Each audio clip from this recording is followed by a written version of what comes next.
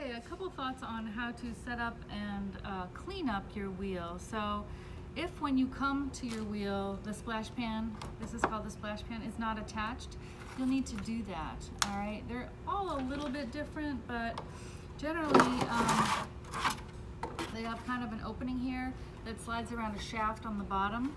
And then they have, these Pacificas all have a little lip here, as do the kind of yellow Brent wheels. What you usually do is you will slide the splash pan on the back first, and then you'll take the other half and try to make sure that it's underneath the flange there, and then slide it so that they overlap here and lock together. This particular splash pan does not fit that well. Typically they're pretty tight and you have to kind of wrestle them on and then lift it up and get them in place, and I'll help you get those set up. But when you're done throwing and you want to clean up, so I've got 4 pieces that I made here, and I have them on a wear board, and I need to cover them so that I'll be able to trim them. Now they would probably dry out enough to trim in a few hours, or if I stuck them outside in the wind but not in the sun, it might be a little shorter. But I don't want to leave them uncovered or they'll become too hard to trim.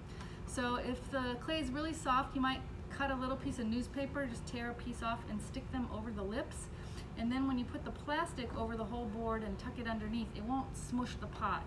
You need to be a little bit careful of that when you're putting them away. And then you want to pop the splash pans off.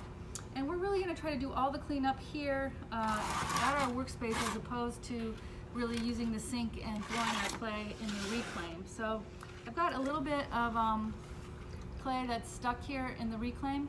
And if I was going to be here for a little while, I might take this and put it on a plaster mold, or I could put it in my newly made bisque bowl for reclaiming.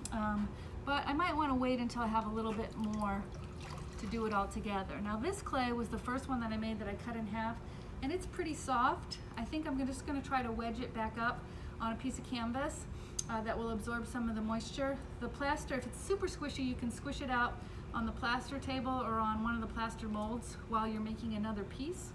And then it should be ready to wedge back up in a half an hour or so before you leave the studio. So right now I'm just going to take the big sponge and I'm just going to wipe off the whole wheel area. We really want it to be clean when we're done, and then after you wipe it all down with the sponge, you can spray some of the disinfectant solution on it for the next person.